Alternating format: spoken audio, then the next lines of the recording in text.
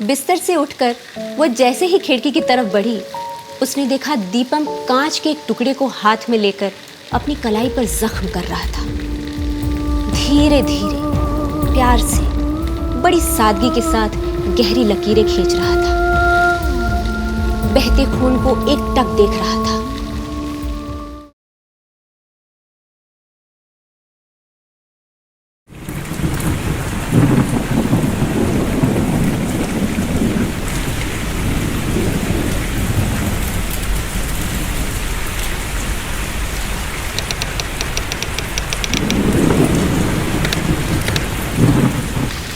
स्याह रात हल्की बारिश में गीली हो चुकी थी। हवा रुक रुक कर तेज कदमों से कभी चलती थी तो कभी कहीं एक ही जगह रुककर फूलों से लदे किसी पेड़ की तरह अलसाई हिलने लगती थी। कभी कभी हवाएं सांसों में चुभन पैदा करती थी तो कभी खुशबू में फना होकर सुकून बनती थी, और कभी कभी तो अजीब सी सिहरन पूरा जिस्म सिकुड़ जाता था और फिर अचानक अपनी जात बदलकर इबादत में दुआएं पढ़ने लगती थी।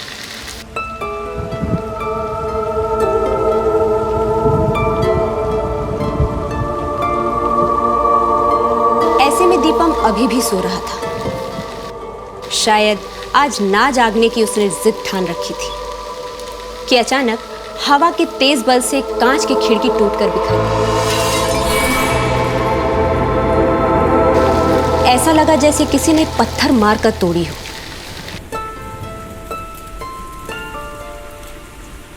अब दीपम जाग गया था, लेकिन सांची शायद किसी खूबसूरत ख्वाब में थी, सो बस करवट बदलकर फिर सो गई। उसके बाल कुछ कंधे के पीछे थे और कुछ उसके चेहरे को ढके हुए थे। हवा खिड़की से तेज आ रही थी। कभी कभी चेहरे से बाल उड़ते भी थे। उसके बालों का उड़ना दीपम को किसी चुनौती सा लग रहा था। वो सांची को अपने बगल में अपने ही बिस्तर पर देखकर हैरान बिल्कुल नहीं था। हाँ, कुछ याद करने की कोशिश जरूर कर रहा था, लेकिन उसे कुछ याद नहीं आ रहा था। वो उठा और कई सिगरेट्स एक साथ जलाकर साथ साथ पीने लगा।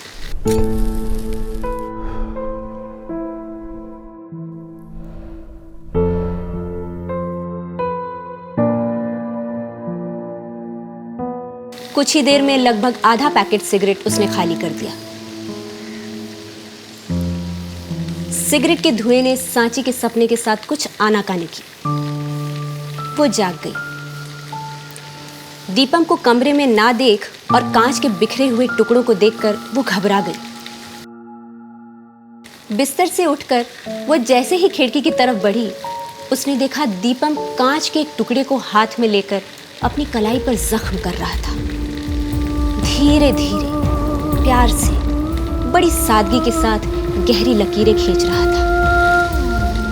बहते खून को एकटक देख रहा था। कोई एक्सप्रेशन नहीं था उसके चेहरे पर कि कुछ अंदाजा लगाया जा सके कि आखिर उसके अंदर चल क्या रहा था। दीपम की कलाई से खून रिसता रहा और सांची की आंखों से आंसू। रोने की सिसकियां कहीं दीपम सुन न ले, सांची उसके घर के बाहर आ गई। फिर फूट फूट कर रोने लगी।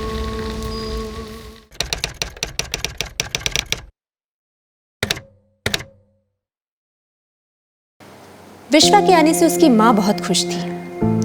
उसे अपने बेटे की तकलीफ का अंदाजा था और ये यकीन भी था कि वो विश्वा को संभाल लेगी। विश्वा आने के बाद से ही चुप था। मां से भी बहुत कम बातें की थी उसने। एक बार मां ने उसे समझाया भी था कि जो हुआ उसे अब भूलने की कोशिश करो। तब बहुत रोया था मां के गले लगकर, बिल्कुल एक छोटे बच्चे की तरह।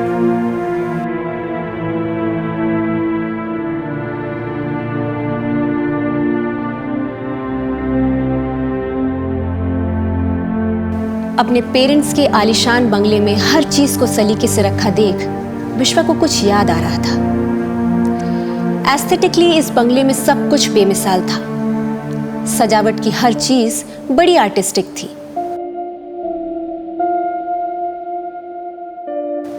हर दीवार पर उसकी माँ की बनाई हुई पेंटिंग सजी हुई थी। कुछ बेहद देसी चीजें यहाँ वहाँ सहेज कर रखी हुई थी। पूरा घर सितारों के आंगन जैसा था। जिंदगी की कुछ रहस्यमयी कहानियां इन्हीं चीजों में अपने आप को विलुप्त करके अपने पूरे अस्तित्व में थी। इनमें कशिश ऐसी थी कि ये अपनी अनदेखी और अनजानी दुनिया में आसानी से किसी को भी ट्रैप कर सकती थी। लेकिन विश्वा को कोई भी चीज अट्रैक्ट नहीं कर रही थी, लिहाजा उसके लिए कुछ भी होना ना होने जैसा था। शायद इसीलिए अभी तक इस घर की तारीफ में उसने एक भी शब्द नहीं बोले थे। थोड़ी सी तारीफ शायद उसके पापा एक्सपेक्ट कर रहे थे, क्योंकि ये उनकी जिंदगी की जमा पूंजी और मेहनत की कमाई थी।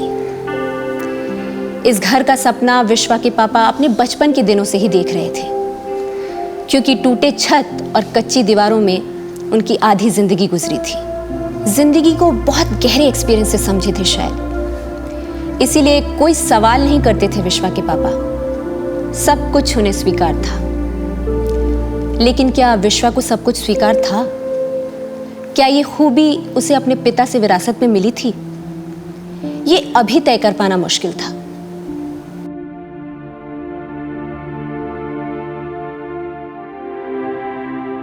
विश्वा को टेरेस पर यूं ही भटकता देख उसकी माँ आ गई और उसके बचपन की कुछ बातें करने लगी। बोली, चलो कल नाना के घर चलते हैं, मोहाली, तुम्हें वहां अच्छा लगेगा।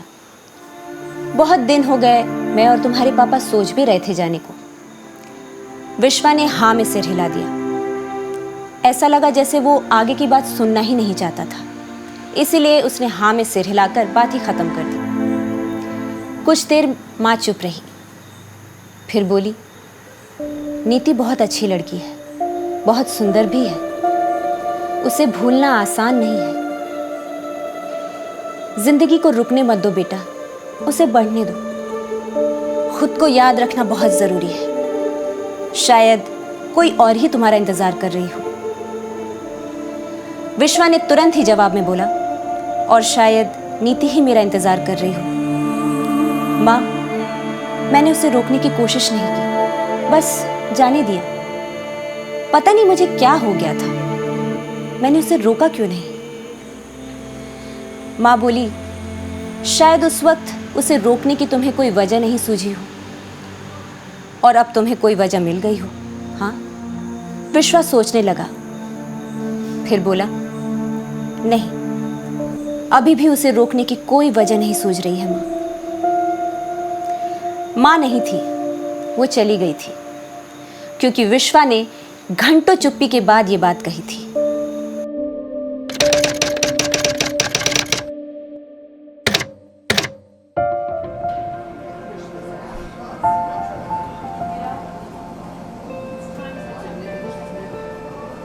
जिस रिश्ते में जिंदगी महसूस नहीं होती, उस रिश्ते में सिर्फ मौत ही रह जाती है। विश्वा और मेरा अलग होना कोई फैसला नहीं, बल्कि एक आउटकम है हमारे अपने बिलीफ का। बहुत सिंपल है, मैंने रिश्ते को मरने दिया और उसने मार दिया। नीति ये बात कॉफी हाउस में बैठकर अपनी डायरी में लिख रही थी। उसके सभी फ्रेंड्स जानते थे कि नीति अपनी जिंदगी के इम्पोर्टेंट इवेंट्स और मूव्स के बारे में जरूर लिखती है। कभी कभी अपनी डायरी के कुछ पन्नों को वो अपने दोस्तों को बड़ी दिलचस्पी से सुनाया करती थी। उसकी डायरी का कंटेंट उसके दोस्तों के लिए सबसे बेहतरीन और मीनिंगफुल टाइम पास का जरिया समझा जाता था। पर आज कॉफी हाउस में लिखते लिखते वो रोने लगी थी। आसपास बैठे कुछ लोगों ने नोटिस भी किया। नीति उठकर वॉशरूम चली गई। बहुत देर बाद जब लौटी तो उसकी आंखें लाल थी। वो अपनी पसंदीदा कॉफी का ऑर्डर दोबारा देकर इंतजार करने लगी। डायरी बैग में रख चुकी थी, सो मोबाइल पे कुछ लोगों का व्हाट्सएप प्रोफाइल और स्टेटस पढ़ने के अलावा उसे कुछ सूझ नहीं रहा था। कॉफी जब टेबल पर आ गई तब उसने अपनी एक सेल्फी क्लिक की और व्हाट्सएप प्रोफाइल पर चिपका दी।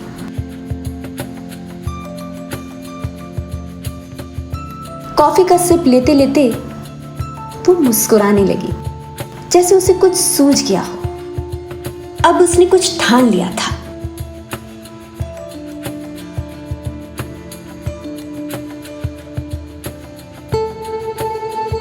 Now it was very evident on her face that she was feeling absolutely fine.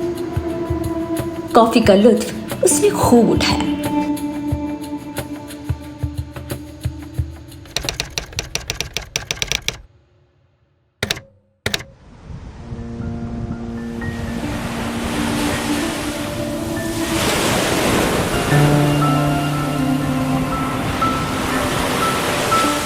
Deepam आती जाती लहरों के बीच खड़ा था।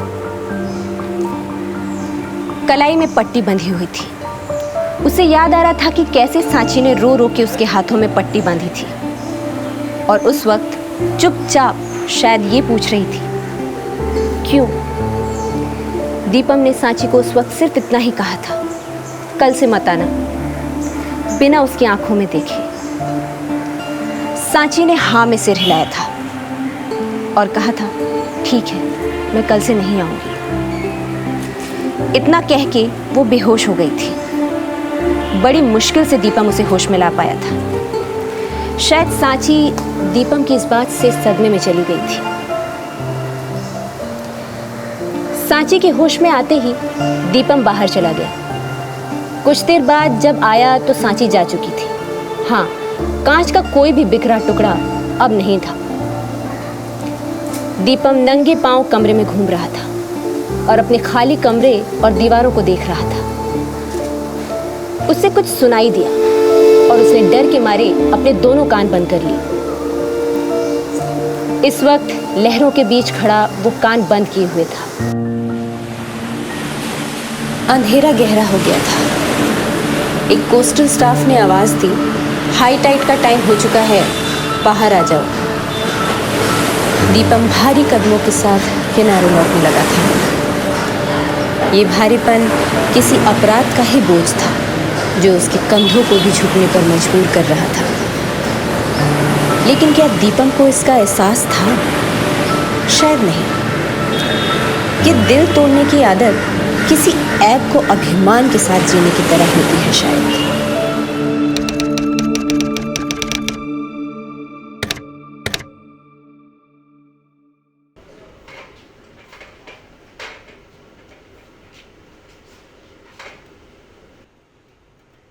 सांची चाय बना रही थी। उसकी बहन वहीं बैठी एल्बम में अपनी शादी की तस्वीरें देखते अपने पति से शिकायत कर रही थी कि वीडियोग्राफी क्यों नहीं करवाई। सांची ने अपनी बहन को और जीजा जी को चाय दी। बहन ने पूछा, तुम्हारी चाय? सांची ने कहा, मैंने चाय आज से क्विट कर दी। बहन मुंह बना के बोली, क्विट? ये क्या होता है? सांची ने कहा, मैंने चाय आज से छोड़ दी, अब कभी नहीं पीऊंगी। ये कहकर वो अपने कमरे में चली गई, फिर बाहर नहीं आई।